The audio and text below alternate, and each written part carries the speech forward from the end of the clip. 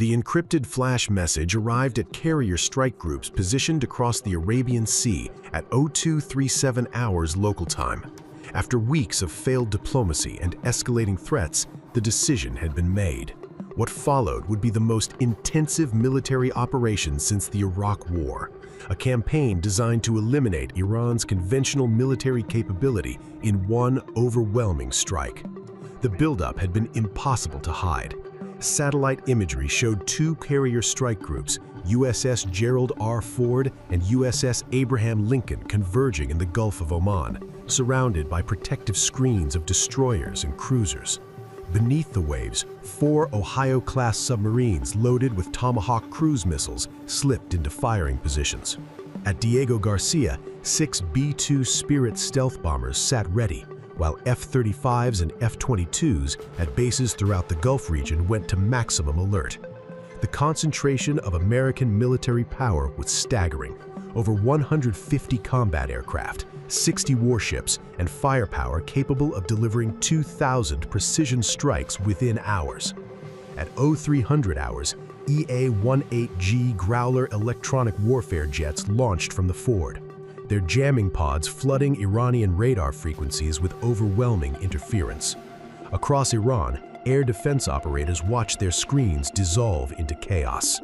Simultaneously, American cyber operations struck Iranian military networks, corrupting databases and severing communications between command centers and frontline units. The electromagnetic battlefield had been seized before the first missile flew. 12 F-22 Raptors crossed into Iranian airspace at 48,000 feet, invisible to degraded Iranian radar systems. Their mission was critical: destroy the Russian-made S-300 air defense batteries protecting military installations. From extreme range, the Raptors released GPS-guided bombs that glided 40 miles to their targets. Within minutes, 16 S-300 installations around Tehran, Isfahan, and Shiraz erupted in synchronized explosions. Iranian crews never detected the aircraft that killed them. The cruise missile barrage began immediately after. Tomahawks erupted from vertical launch cells aboard destroyers and submarines, over 300 missiles within 4 minutes, each programmed for specific military targets across Iran's vast territory. They flew low over water, then hugged terrain, racing toward Revolutionary Guard command bunkers, army bases, naval facilities, Air Force installations, and weapons depots. The missiles converged from multiple directions, overwhelming any remaining defensive capability through sheer volume and precision timing. At Bandar Abbas Naval Base, cruise missiles struck ammunition bunkers and fuel storage facilities. Secondary explosions rippled across the complex as Iranian warships attempted to flee their moorings. Near Kermanshah, the 81st Armored Division headquarters erupted in flames as bunker-busting warheads penetrated command centers. Revolutionary Guard bases from Tehran to Shiraz absorbed devastating strikes, their barracks and vehicle depots transformed into infernos. 20 minutes into the operation, B-2 Spirit bombers released their payloads over underground command facilities. Each aircraft carried 16 GBU-57 massive ordnance penetrators, 30,000-pound bunker busters designed to destroy deeply buried installations. The weapons fell for 90 seconds, accelerating past the speed of sound before penetrating through granite mountain and reinforced concrete. Deep underground, military command centers collapsed as delayed fuses detonated in precisely timed sequences. Seismographs across the region registered the impact as minor earthquakes. B-1B Lancers followed in 4-ship formations, each loaded with 84 precision-guided bombs. Their mission was Iran's conventional military infrastructure: tank battalions, artillery regiments, and airfield complexes housing fighter squadrons. Using real-time intelligence from reconnaissance aircraft, the Lancers struck armor concentrations across western Iran, attempting to destroy Iran's ground forces before they could mobilize. At Mehrabad and Tabriz air bases, fighter aircraft sat vulnerable in hardened shelters. American munitions struck the reinforced doors, then penetrated inside, where F-4 Phantoms, F-14 Tomcats, and MiG-29 Fulcrums exploded. Maintenance facilities and fuel farms burned intensely. Iran's air force was being systematically dismantled on the ground. But Iranian commanders had anticipated this scenario. Mobile air defense units that survived the initial strikes activated from concealed positions. Within 18 minutes, Iranian forces achieved limited response capability. Tor M1 and Panzer systems engaged American aircraft, conducting battle damage assessment. An F-35 conducting reconnaissance over Isfahan flew within range of a concealed Tor M1. The system activated briefly, achieving lock and launching missiles. The F-35 pilot executed evasive maneuvers while dispensing countermeasures.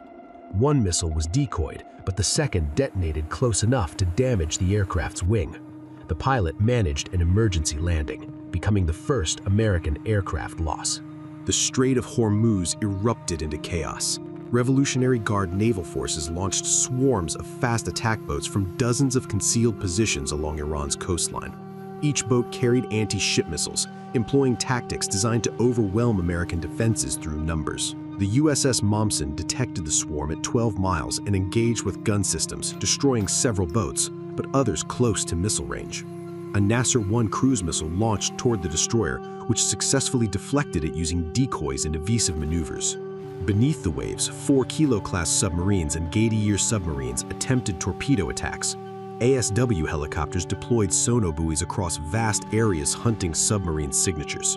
An MH-60R detected a Kilo approaching the Lincoln Strike Group and dropped a Mark 54 torpedo that sent the Iranian submarine to the bottom. 2 Gaidir submarines fired torpedoes that were defeated by American countermeasures. As dawn broke, the devastation became visible. Smoke columns rose from dozens of military installations. Revolutionary Guard command centers lay buried under rubble. Army bases burned uncontrollably. Air defense networks were shattered, with 80% of radar installations destroyed. Iran's air force had been reduced by an estimated 70%. Naval capabilities were crippled, with major vessels sunk or severely damaged at their moorings. Yet, Iran's asymmetric response was just beginning. Across Iraq, militia groups launched coordinated rocket attacks against American military positions. Baghdad's Green Zone endured sustained bombardment. Erbil Air Base absorbed ballistic missile strikes, killing 3 Americans and wounding 17. The conflict threatened to expand beyond Iran's borders. The cyber dimension escalated dramatically. Iranian hackers launched coordinated attacks against American infrastructure. Power grids in Texas and California experienced disruptions. Financial institutions detected intrusion attempts. The digital battlefield mirrored the physical one. Global markets reacted with panic. Oil prices spiked to $215 per barrel as the Strait of Hormuz became a war zone where commercial tankers refused to venture. Stock markets worldwide plunged. The Dow fell 2,400 points. The global economy faced potential recession. By 72 hours, over 800 American aircraft had flown combat missions. More than 2,000 precision weapons had struck Iranian military targets. Iranian military casualties exceeded 3,000 killed. American losses stood at 23 killed and 67 wounded.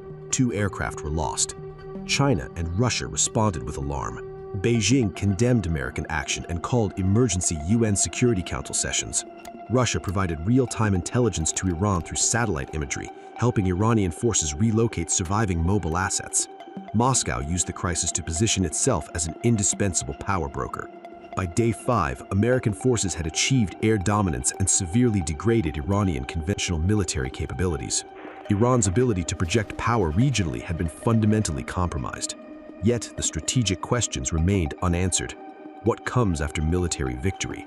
International pressure for ceasefire intensified. The UN Secretary General issued desperate appeals. Diplomatic back channels became crucial. Oman and Switzerland facilitated indirect communications. A possible framework emerged: immediate ceasefire, American commitment to no further strikes, Iranian agreement to military restructuring, phased sanctions relief, and regional security dialogue. After 9 days, a fragile ceasefire took hold. The agreement was limited and viewed suspiciously by both parties. American carriers remained on station. Iranian forces stayed at high alert. The conflict had paused, not ended. If such a scenario actually unfolded, the aftermath would reshape the Middle East fundamentally. Iran, its military infrastructure shattered, would face a security vacuum. The Revolutionary Guard's conventional capabilities would require years to rebuild, yet history suggests that military defeat doesn't necessarily translate to political change or regional stability. The regional power balance would shift dramatically. Saudi Arabia and UAE, observing Iran's conventional military elimination, might become emboldened to assert regional influence more aggressively. Turkey could expand its military presence southward. Israel would reassess its security posture, potentially reducing its massive defense investments or redirecting them toward other threats. Iraq would face immediate destabilization. Iranian military support that had propped up various Iraqi militias would evaporate. The resulting power vacuum could reignite sectarian violence or embolden ISIS remnants. Iraq's government, closely tied to Iran, would struggle to maintain authority without Iranian backing. The Gulf monarchies would confront a paradox: their primary military threat eliminated, but at the cost of regional instability. They would need to fill the power vacuum themselves, requiring massive increases in military capability and potentially pursuing independent nuclear deterrence. Most significantly, the operation would set a precedent that conventional military forces, regardless of size, cannot deter a determined superpower. Every regional actor would draw conclusions about the necessity of asymmetric capabilities, proxy forces, and ultimately nuclear weapons as the only reliable deterrent. The Middle East would become more militarized, not less. America itself would face strategic questions. The immediate military success would give way to difficult realities: ongoing presence requirements, costs of maintaining regional stability, and the question of whether destroying military capability actually enhances security or simply creates different threats. This scenario reveals a fundamental challenge. Military capability can be destroyed, but the political, sectarian, and ideological forces that drive regional conflict cannot be bombed away. Real security requires not just the ability to eliminate threats, but the wisdom to build systems where such threats become unnecessary through diplomatic engagement, economic interdependence, and recognition that lasting security requires regional cooperation, not unilateral dominance.